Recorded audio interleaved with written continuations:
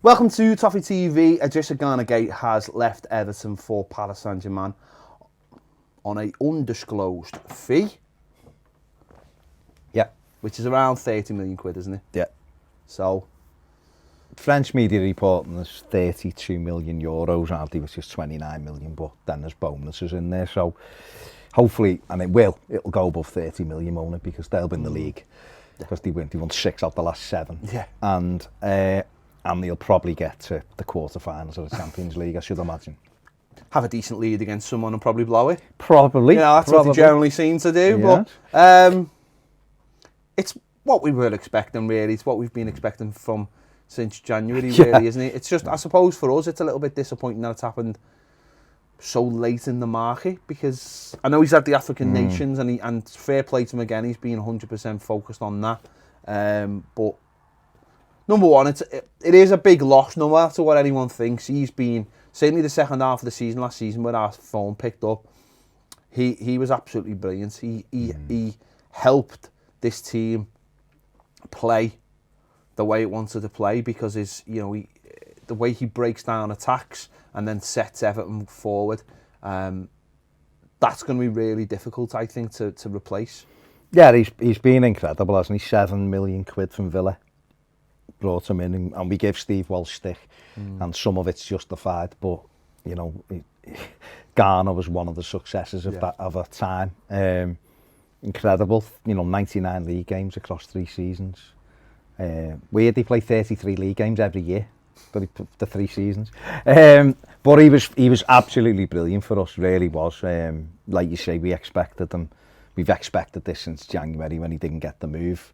Yes, it's dragged on, but there was a little, if you believe the reports in France, there was a little bit of to-ing and fro-ing between Leonardo's, their sporting director now, and obviously Thomas Tuchel, who wanted Ghana and has maintained that.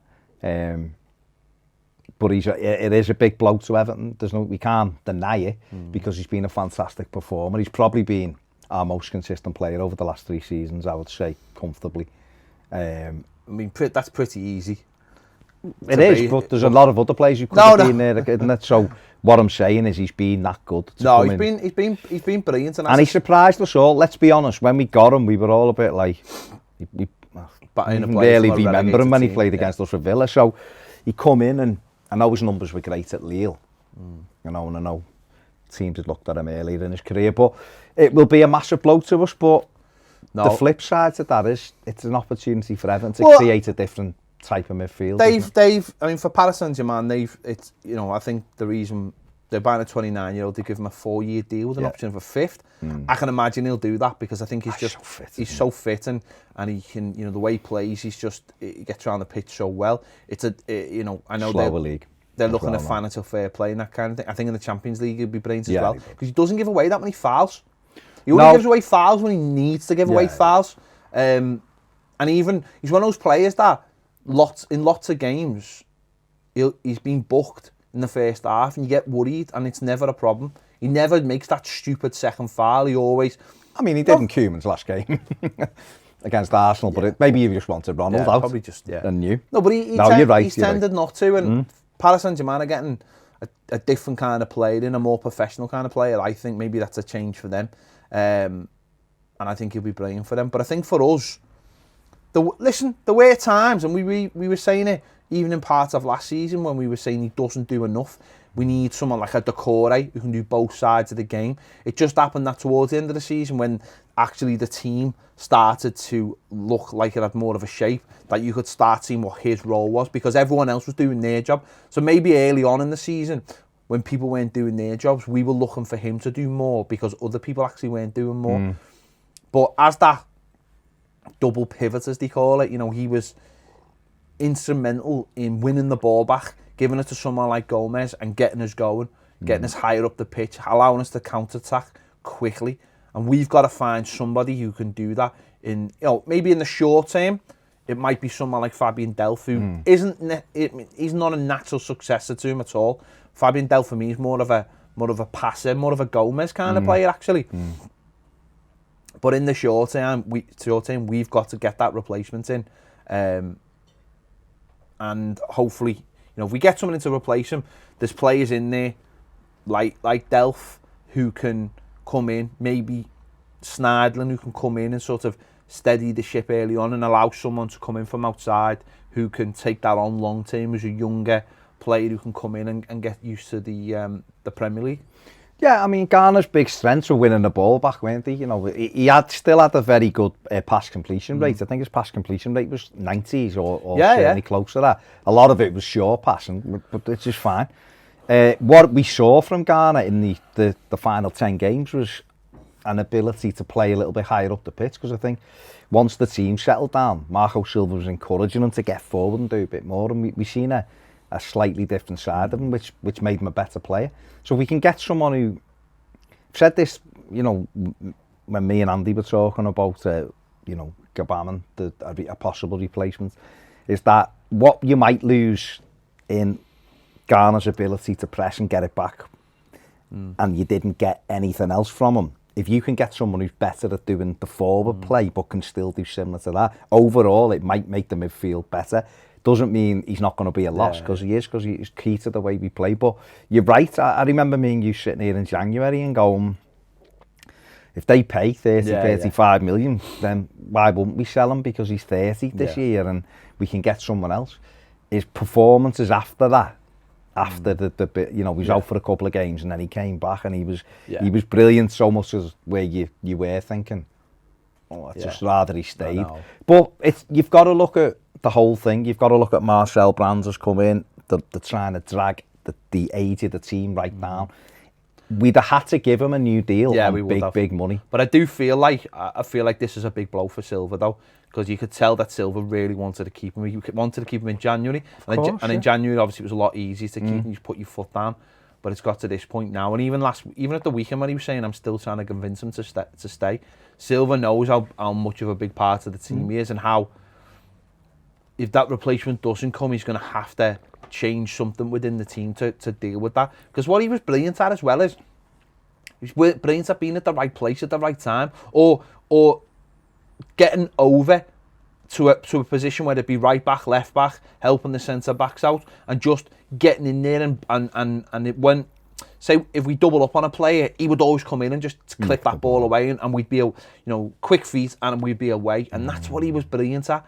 And I think, listen, as a season goes anyway, your team will change and evolve. We've seen that last season, so it might be a bit of a difficult transition at first, but we're gonna have to deal with it now. Well, that's just the simple facts, isn't it? There's no point. Players come and go, don't they? And you alter it slightly, no matter what. But I don't know. Listen, I'm disappointed he's gone, because I'd rather he would have stayed, because you're trying to keep a settled team as what you finish the season with. So we're now 2 players now from that settled team you finished the season with, obviously because Zuma's gone back to Chelsea. But sometimes you can look at a player at what he does and he's doing well because the team has deficiencies in it. Whereas if Everton address some of these deficiencies, then we might miss him as the way you think. Do you know what I mean? If we can get on the ball a bit more, if we're more clinical, if we're creating more.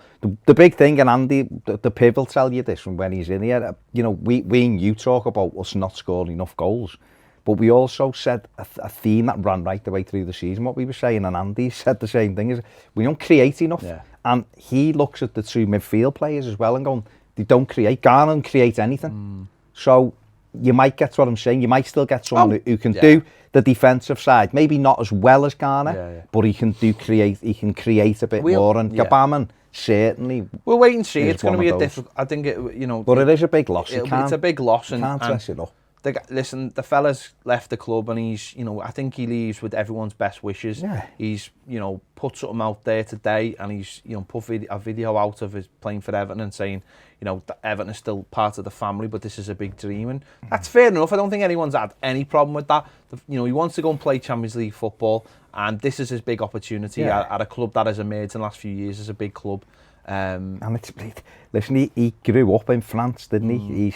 Wasn't he at PSG when he was a kid? Someone said, I don't know, but I'm sure someone said. Well, he's played in France, and this is a big opportunity now to play for family back to where they want to be. Big club in France. So it's for him, it's the right time. he's done things in such a professional manner, as we've said before. When he was denied the move, he didn't sulk, he got on with it and actually was better, and the professionalism come through. And it was almost like, you know what, I've got a few months left at this club. I'm going to be brilliant. I am going to be brilliant. Well, he goes with our best wishes, doesn't he? It's we're all disappointed he's leaving, and there's not. I don't have any animosity to him. I just think we'll miss him because he just got on with his job and he was great. The real question is, will Zach be getting a Ghana PSG top?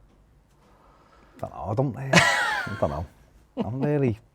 He's got his Brazil, his Richarlison. He's got it on today. Looks amazing. His white Brazil kit. Brilliant. Incredible. He looks amazing in it. 21. Brilliant. Classic. Love it. I don't know.